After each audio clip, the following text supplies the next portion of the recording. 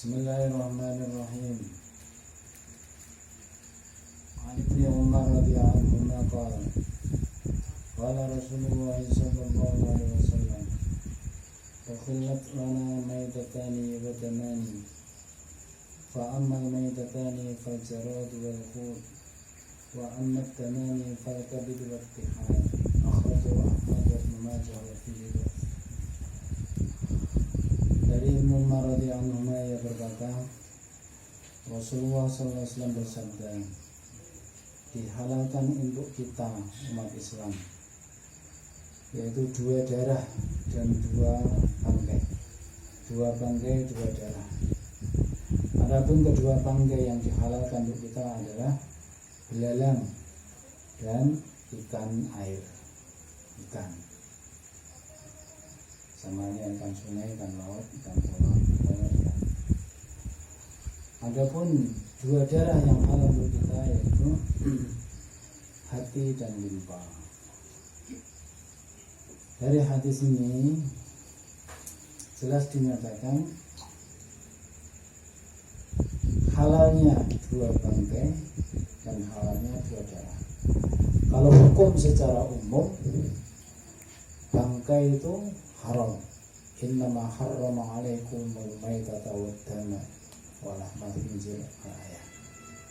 Sesungguhnya Allah mengharamkan maitah, bangkai. Definisi daripada maitah ini segala sesuatu yang mati tanpa disembelih syar'i, itu namanya bangkai. Segala sesuatu yang matinya tanpa disembelih secara syar'i. Nah, sembelih secara syar'i itu gimana? Ya paling tidak yang nyembelih muslim. Yang kedua disembelih pada bagian khulqum, yaitu sak ngisore gorokan. Kalau unta dengan cara nahar, nah, di bawahnya situ. Dan sampai jalan makan dan jalan nafas ini putus semuanya. Itu syar'i, cara syar'i begitu.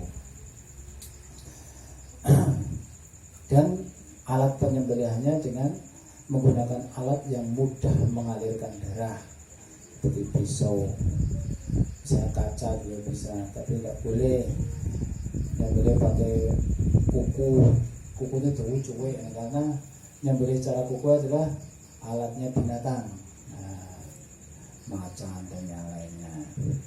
Kita nggak boleh nak welat seperti dulu, zaman dulu bambu yang dilancipi itu juga tajam, itu juga bisa. Pokoknya segala sesuatu yang mempercepat teralirkannya darah sehingga mempercepat hilangnya roh dari hewan tersebut itu halal dan sah untuk menyembelih. Dan dipastikanlah yang menyembelih haruslah orang Islam, karena sembelihan orang kafir tidak sah. Meskipun caranya kayak gitu, tapi kalau yang nyembelih orang kafir itu enggak sah. Meskipun wis disembelih itu juga ayam atau sapi, sembelih orang kafir tetap terjinat bangkai. Nah, adapun membaca bismillah itu sunnah, enggak wajib. Orang muslim sebenarnya menyembelih tujuan atas nama Allah atau Allah la ilaha illallah. Bismillah itu sunnah. Yang mau baca bismillah, bismillahirrahmanirrahim. Bismillahirrahmanirrahim. Karena Ar-Rahman, Ar-Rahim itu sifat Allah yang maha pengasih penyayang. Tidak pas umpama dikaitkan kalau nyembelih sifat belas kasih kok wujudnya kamu ngengek-ngengek, nah itu kurang pas. Ini umpama kebelabasan itu ya tidak apa-apa, tidak haram, sah saja. Terus hewan yang disembelih haruslah masih ada hayatun mustaqirah, sifat hidup yang menetap pada diri binatang tersebut. Nah, hewan pitik ketabrak motor terus mecedel, ini ngecek kelabaan, ngecek urip, sembelih, itu sudah bangkai itu. Karena itu sudah tidak ada sifat hidup yang menetap. Umpama dibiarkan berapa menit tanpa disembelih aja sudah mati. Lain halnya kalau misalnya luka tapi masih bisa bertahan mungkin 1 hari, ya itu disembelih masih sah. Tapi kalau kita wujudnya mencedel, cek ubah, boleh sebatang, tidak sah. Kalau disembelih itu dia percuma harus jadi. Jadi Dikatakan maitah tadi segala sesuatu yang mati tanpa disembelih. Secara umum hukum maitah bangkai itu haram. Sapi lah, kebo, ayam, sebongkot disembelih. Ya rasa. Nah, kecuali dua bangkai ini, bangkainya belalang dan ikan. Ini umpama golek walang kayu itu akeh ora nang sembelih goreng wis. Tapi bagusnya kata ulama supaya hewan tersebut tidak merasakan kesakitan oleh api dan sebenarnya dikites yasin lak itu supaya mati dhisik. Tapi ora perlu disembelih, walangnya cilik sembelih sing dijak isopor. Terus ikan juga ada betul. Jadi nak misalnya jadi nelayan atau apa atau di kolam lele, wah pesenan sak tintal, belah lele bisa suwe, kadang dipate lele, cukup ke palu, cak mulai rapopo. Jadi tidak harus disembelih. Mati dewe atau mati kegecek atau apa, itu tetap halal kalau itu berupa ikan. Meskipun wujudnya kuda laut, anjing laut, tapi memang kalau hidupnya betul-betul di laut, tidak mampu di darat lama, ya sudah itu halal, berarti termasuk ikan. Nah, segala bentuk ikan dan juga belalang itu halal kita konsumsi tanpa harus disembelih. Adapun darah yang dimaksud ini darah yang menggumpal, bukan darah yang mengalir, karena dalam ayat dama masfuhan, darah yang mengalir itu haram. Tapi darah yang menggumpal memang asli ketika itu gumpalan, bukan darah yang dibekukan loh. Darah membeku kalau asalnya itu darah mengalir juga tidak boleh. Soalnya boleh suapi, kurbanan, wakai terus darah pirang tembor terus dibekukan.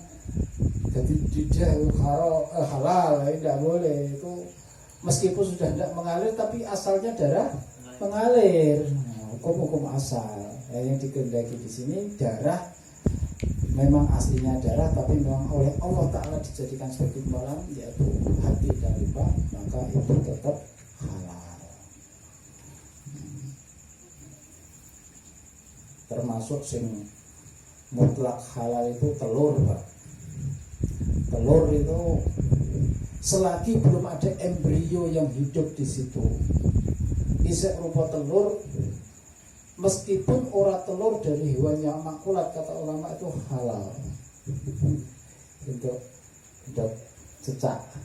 Jadi itu jajar lumayan dari 100 itu halal. Kecuali sudah ada embrio seperti ada garah atau saraf seperti itu sudah tidak boleh. Tapi ada pengecualian kecuali telur ular. Kalau dalam kita belajar karena itu doror, karena nak ulo itu dicolong doke itu dia juga iba. Bo sampean mangan dia datar dok ulo, anaknya sampean dicolong ulo itu repot karena dia melacak. Pernah terjadi di Pemalang, yang sawah untuk dok gede orang kata nak dok ulo, ternyata kalau piton, guru kerapo mangan doke, uangnya sing mangan itu dipangan piton. Itu di Pemalang kan. Berarti dari peristiwa itu adanya pengecualian telur ular itu mungkin karena doror itu bahaya itu. Ular kan bisa melacak, di mampu gitu.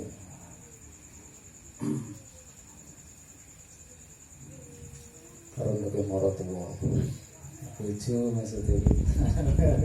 Lewat pangan Pak, lebih moro tua. Bismillahirrahmanirrahim.